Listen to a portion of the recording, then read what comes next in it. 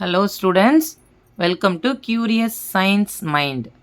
இந்த யூடியூப் சேனலில் உங்களுக்கு சயின்ஸ் ரெலவெண்ட்டாக இருக்கிற எல்லா ப்ராப்ளம்ஸ் கான்செப்ட்ஸு அதுக்கு ஏற்ற மாதிரி இருக்கிற கொஸ்டின்ஸ் எல்லாமே உங்களுக்கு இந்த யூடியூப்பில் சேனலில் உங்களுக்கு வரும்.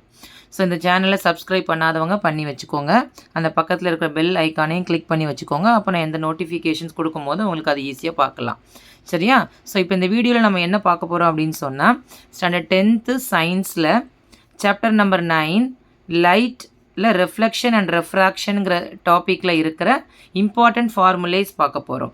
அதாவது இந்த லெசனை நீங்கள் படிக்க போகிறீங்க அப்படின்னு சொன்னால் இந்த ஃபார்முலாஸை மட்டும் நீங்கள் படித்தாலே போதும். உங்களுக்கு எந்த ப்ராப்ளம் கேட்டாலும் இதில் நீங்கள் என்ன பண்ணிக்கலாம், சால்வ் பண்ணிக்கலாம். ஸோ ஃபஸ்ட்டு ஃபார்முலாஸ் எல்லாம் பார்த்துடலாம் பாருங்கள். ஸோ ஃபஸ்ட்டு ஒன், இந்த லெசனில் முக்கியமாக நமக்கு தெரிய வேண்டிய ஃபார்முலா என்ன அப்படின்னா, radius of curvature. Radius of curvature R is equal to 2 times of its focal length. நம்ம லோவர் கிளாஸஸ்லேயே படித்தது தான். அதாவது ரேடியஸ் ஆஃப் கர்வேச்சர், ஒரு ஸ்பெரிக்கல் மிரரோட கர்வேச்சர் நமக்கு தெரியும். அதோட ஃபோக்கல் லென்த்னா distance between the pole and the principal focus. So இந்த பாயிண்ட்டுக்கும் எப்படின்னா, ரேடியஸ் கேட்டாங்கன்னா 2 times of radius is equal to 2 times of focal length. Okay, so F அப்படிங்கிறது focal length. So second formula பார்க்கலாம், மிரர் ஃபார்முலா. அதாவது mirror formula of, நமக்கு தெரியும் லென்ஸ்னா தான்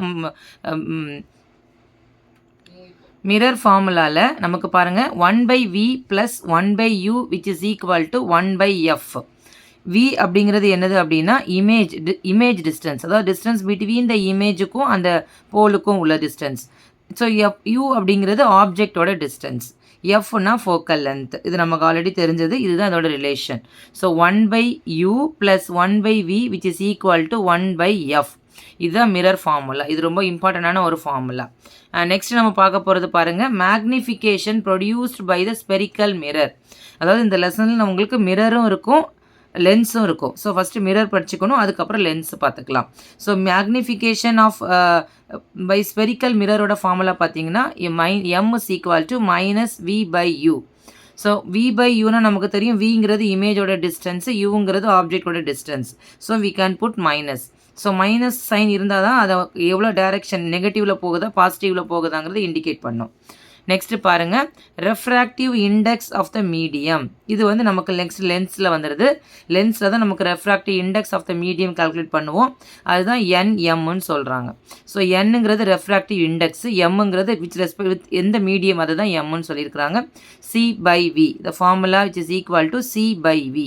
இங்கே c என்ன அப்படின்னா, speed of light in air divided by speed of light in medium. Okay, next formula பாருங்கள், லென்ஸ் ஃபார்முலா. ஸோ மிரரில் பார்க்குறது மிரரில் ஃபார்முலா, லென்ஸில் பார்த்தா அது லென்ஸ் ஃபார்முலா.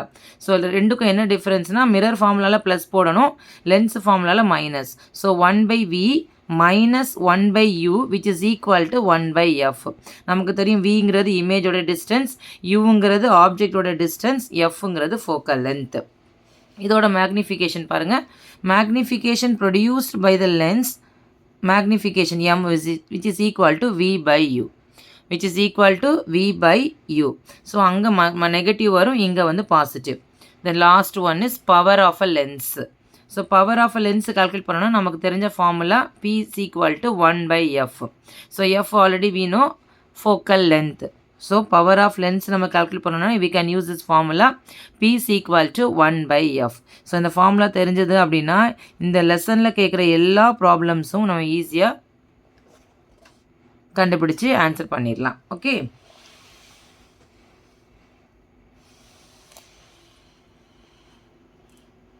Thank you students.